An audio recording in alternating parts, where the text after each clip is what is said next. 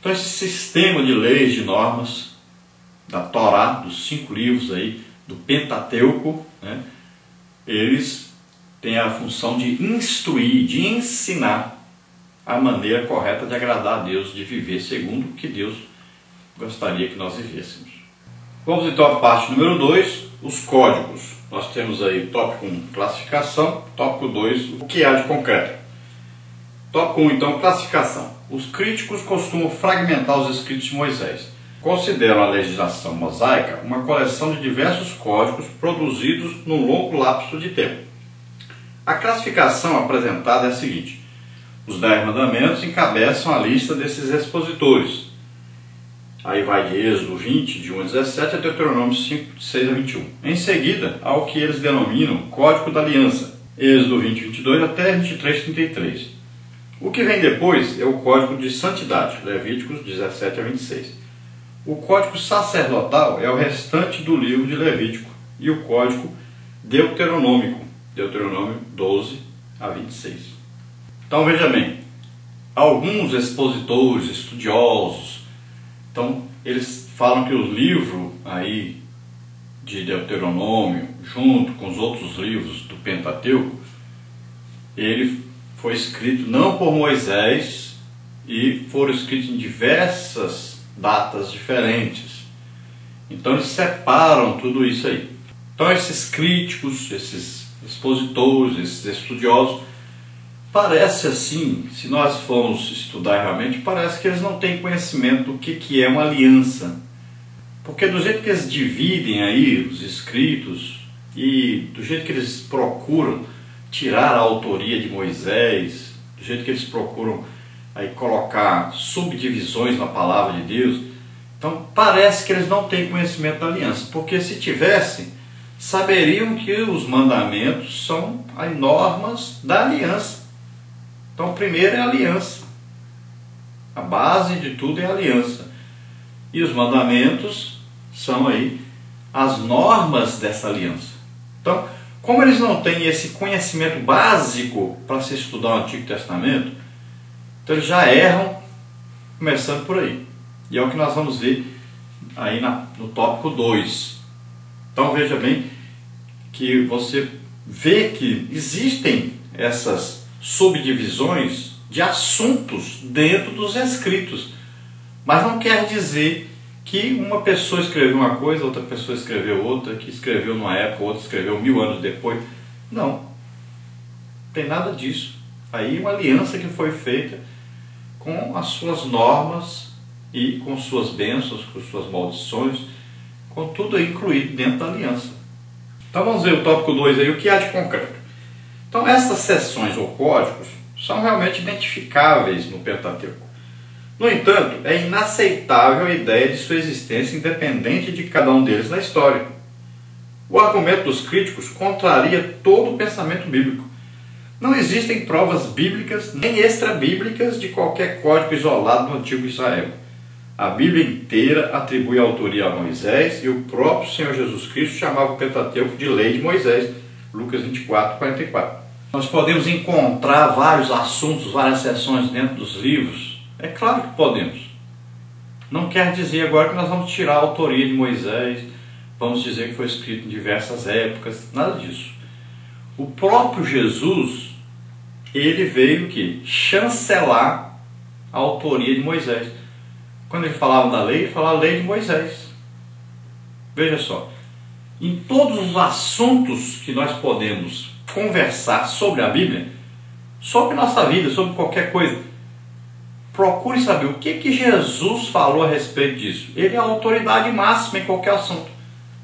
Então, se Jesus disse lei de Moisés, pronto, acabou. Não tem mais nada que discutir, falar, não sei se foi Moisés, se não foi. Acabou o assunto. Encerrou. Jesus falou, pronto. É porque essas pessoas não têm Jesus como autoridade máxima nas coisas.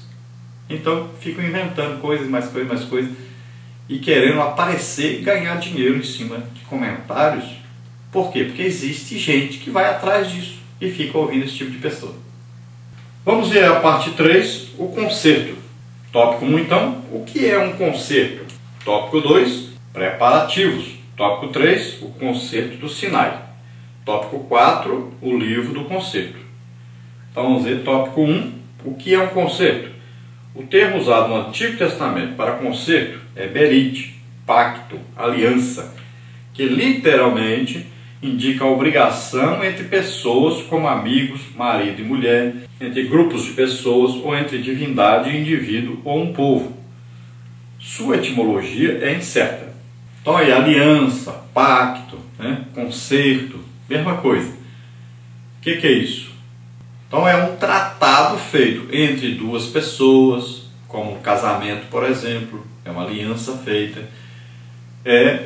Por exemplo, aí, entre um povo e outro povo. Então existem aí alianças, tratados feitos entre povos, como existe, por exemplo, a ONU, a OTAN. Então aliança, que é feita uma aliança. E sempre você vai ver, na aliança existem promessas e existem obrigações, existem leis, existem normas. E também pode ser entre o quê? Entre Deus e um determinado povo, que é o que aconteceu aqui no caso onde nós estamos estudando.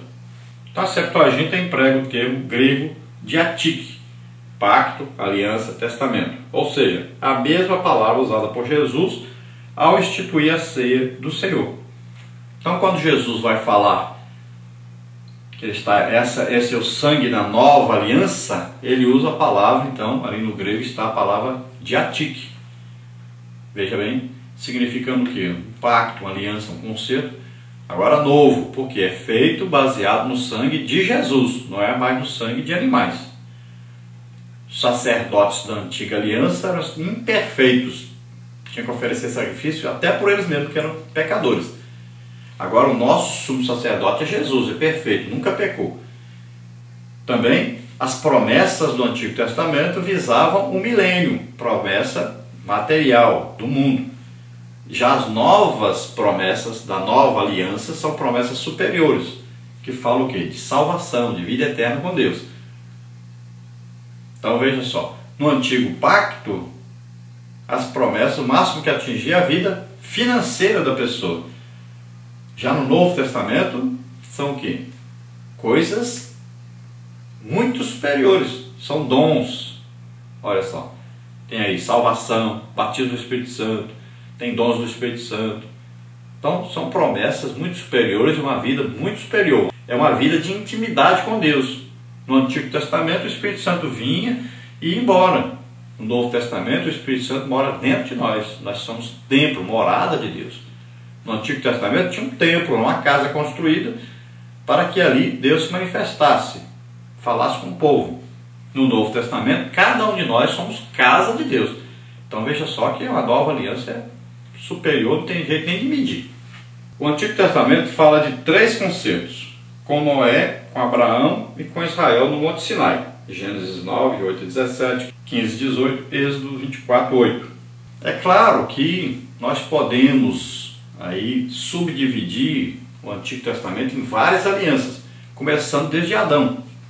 Então existe lá uma aliança, nós chamamos aí uma aliança edênica, no Éden, uma aliança adâmica com Adão, aí existe a aliança noética com a Noé e vai por aí. São várias alianças que nós podemos encontrar no Antigo Testamento. Agora as principais, então, são essas aí, com Noé, com Abraão e com Moisés. É claro, Moisés representando aí o povo de Israel. O Novo Testamento fala do novo concerto que o Senhor Jesus fez com toda a humanidade. Mateus 26, 28, Hebreus 8, 13. Então já no Novo Testamento não é uma aliança feita com um determinado povo, mas uma aliança feita com todos os povos da terra e baseado em Jesus Cristo, na fé em Jesus Cristo. Não é mais baseado em um sistema de regras, de normas, mas agora é pela graça de Deus, mediante a fé em Jesus Cristo. O sacrifício que Jesus fez por nós. Vamos ver então, no tópico 2, preparativos. Até este ponto na história dos israelitas, Deus vinha agindo em cumprimento às promessas feitas aos patriarcas Abraão, Isaque e Jacó. Gênesis 15, 18, 17, 19, Êxodo 2, 24. Essa promessa precisava ser levada avante. Agora os filhos de Israel formavam um grande aglomerado de pessoas e essa multidão precisava ser organizada como nação e estabelecida em forma de governo com estatutos que constituíssem sua lei. Então veja bem, até agora, o que acontecia? O patriarca é que passava as normas, as leis para o povo e o povo imitava o jeito do patriarca cumprir. Quem decidia tudo era o patriarca, quem coordenava tudo era esse patriarca. Então, como foi Abraão, Isaac e Jacó. E eles falavam dessa aliança com Deus e, seguindo a ele, obedecendo a ele, eles estavam aproveitando, sendo abençoados com essa aliança que ele tinha feito com Deus. Agora, Deus queria uma aliança dele com o povo. Embora houvesse o mediador Moisés, Moisés teria que escrever isso e passar para o povo, detalhe por detalhe, e o povo concordar. Então, não é uma aliança onde a pessoa é obrigado a aceitar essa aliança. Eles tinham que decidir se queriam ou não. É como uma aliança feita no casamento. Se pergunta, você aceita? Então é o quê? De livre vontade, de desejo, de escolha. E assim também a aliança. Deve o povo então escolher se quer obedecer a Deus ou não. Se quer entrar em aliança com Deus ou não. E caso o povo então aceitasse, como aceitou, eles precisavam o quê? De um sistema de normas, de regras, de bom viver, para que estivesse agradando a Deus, para que pertencesse realmente a um povo que fosse chamado povo de Deus na terra.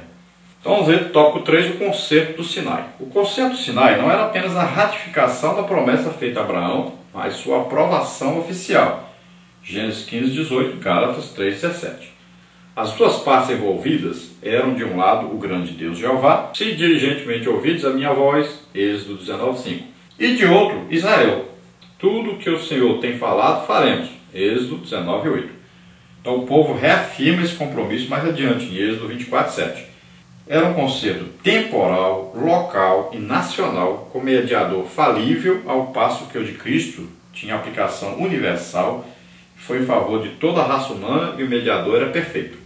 Então veja só que a nova agora aliança que era feita, através de Moisés, Deus com o povo, era uma aliança que era agora oficial com o povo. Antes era oficial com o patriarca, agora é com o povo todo. E essa aliança deveria ser então passada ao povo e o povo dizer aceito. Foi o que aconteceu.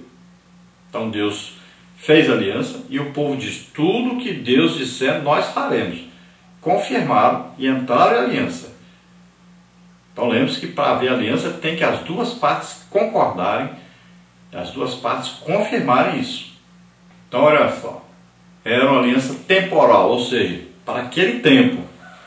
Era uma aliança nacional, porque era com Israel. E tinha como representante um homem sujeito ao pecado, então um homem normal. E os sacerdotes é que faziam o sacrifício, né? E oferecer aquele sacrifício a Deus. E eram homens falíveis, homens que precisavam oferecer sacrifício por eles mesmos. Agora, a nova aliança não é temporal, é para todas as épocas. Também não é nacional, é para toda a raça humana. E também não é aí alguém que é falível, que faz aliança conosco. É alguém perfeito, Jesus Cristo. Então veja só, é uma nova aliança, é superior em tudo. No tópico 4, o livro do concerto. Moisés tomou o livro do concerto e o leu aos ouvidos do povo. 24, 7. O concerto foi feito sob as palavras deste livro que continha os mandamentos e os direitos e deveres para a vida de Israel. 24, 8. Deus já havia mandado Moisés escrever os acontecimentos ocorridos até a guerra dos Amalequitas, Êxodo 17, 14. Mas aqui o texto se refere a uma coleção de ordenanças escritas pelo próprio Moisés, 24, 4. Segundo Humberto Cassuto, este livro continha Êxodo 19, 20, 19 e 20, 22 e 23, 33. Nessa época, a revelação do Sinai ainda estava em andamento. Então veja só, Moisés pegou o livro do concerto para fazer aí essa aliança. Que livro do concerto? O que tinha nesse livro do concerto? Então veja só que aí estavam registradas as palavras que Deus deu para Moisés escrever.